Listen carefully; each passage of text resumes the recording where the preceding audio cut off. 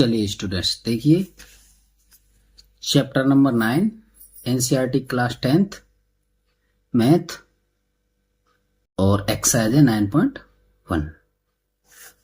ठीक है जी, ये एक्सरसाइज 9.1 और क्वेश्चन नंबर है हमारा हाइट एंड डिस्टेंस वाला त्रिकोणमिति का अनुप्रयोग वाला 14वां क्वेश्चन। चलिए पहले मैं इस क्वेश्चन को पढ़ता हूं। 1.2 मीटर लंबी एक लड़की भूमि से 88.2 मीटर की ऊंचाई पर एक क्षैतिज रेखा में हवा में उड़ रहे गुब्बारे को देखती है। किसी भी क्षण लड़की की आंख से गुब्बारे का उन्नयन कोण 60 अंश है। कुछ समय बाद उन्नयन कोण घट करके 30 अंश हो जाता है। देखिए आकृति 9.13। देखो आकृति है 9.13 ये वाली। तो इस अंतराल के दौरान गुब्बारे द्वारा तय की गई दूरी ज्ञात कीजिए। तो देखिए ये चित्र मैंने यहां बना लिया है, मैं इसे समझाता हूं। तो लड़की की ऊंचाई तो है 1.2, ये रही यहां से यहां तक। यहां से ये इस गुब्बारे को इस कंडीशन में देखती है यहां, तो यहां पर कोण बनता है उसका 60 अंश का। फिर ये x दूरी तय करती है। पहले y दूरी पर था वो ऊंचाई, दूरी कितनी थी, कितनी दूरी थी सब, y दूरी पर गुब्बारे को देखती थी लड़की यहां पे। फिर उसी गुब्बारे को थोड़ी देर बाद यानी x दूरी चलने के बाद वो यहां देखती है जहां पे कोण उसका 30 अंश हो जाता है। तो लड़की की ऊंचाई को काट करके अगर हम गुब्बारे की ऊंचाई निकालें, ध्यान देना जरा, अगर हम इसे निकालें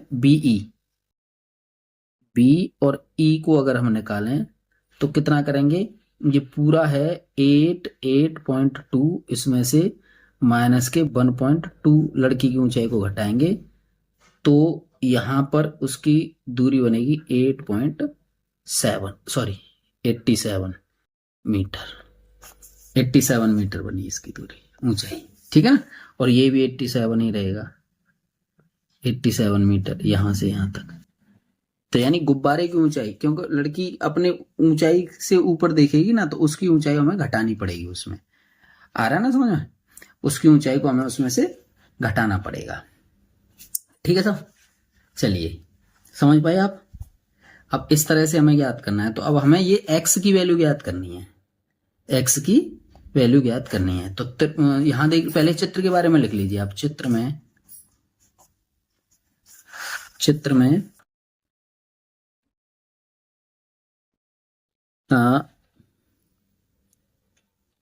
ए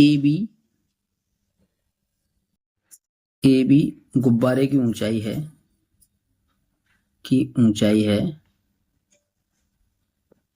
है एंगल सी इक्वल, ऐसा करिए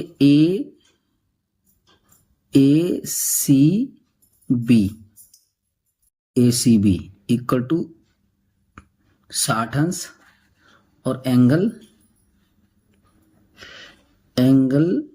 ई C B A B C D, ये डी रहेगा डी, तो डी करो इसे। डी इक्वल टू कितना हो गया 30 अंश। और यहां देखिए B C equal to Y, ये माना है हमने, और B D equal to X, ये हमें ज्ञात करना है जी। एक्स को ही हमें ज्ञात करना है, ध्यान देना जरा, ठीक है ना। तो यहां पे सबसे पहले करते हैं त्रिभुज। कौन से त्रिभुज में लेंगे, त्रिभुज एबीसी में ले लीजिए। एबीसी में आपको पहले मैंने कराया था क्या, एल ए एल बटे के ए, लंब बटे लाल बटे कक्का। तो लंब हमें दिया है, आधार हमें ज्ञात है, लंब बटे आधार। तो टेन कितना करेंगे साहब 60, टेन 60 कर लेंगे तो ये हो गया साहब लंब हमारा 87 बन गया। ये ऊंचाई, ये वाली ऊंचाई ऊपर वाली, ये 87 बन गई। और आधार हमारा कितना है y ले लीजिए। टेन 60 की वैल्यू रखिए √3 इक्वल टू 87 y, और यहां ले लीजिए y इक्वल टू 87 बटे √3। अब देखिए √3 का ऊपर गुणा कर लीजिए और √3 का कर लीजिए नीचे गुणा, इसका घर का पनवेकरण करने पर। तो कितना बना 87 इंटू √3 और बटे 3। 3 से इसे काटेंगे, 3 दूनी 6, 3 नाम 27, 29 दिया 87। y इक्वल टू हमारा कितना बना 29√3। y की वैल्यू हमारी आ गई 29√3।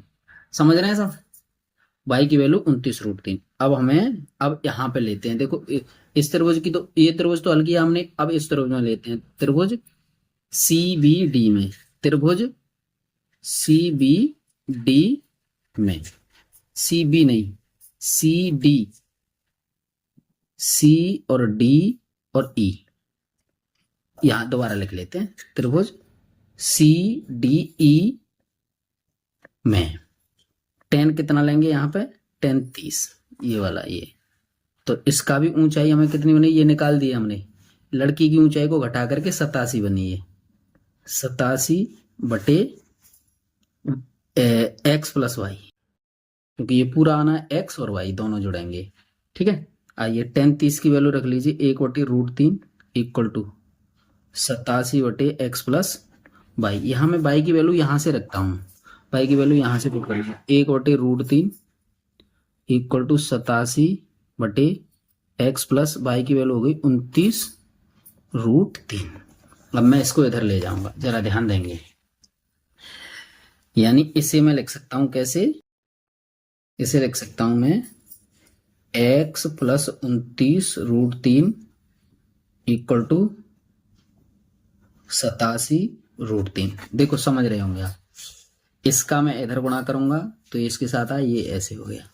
तो आइए, ये किया हमने 87√3।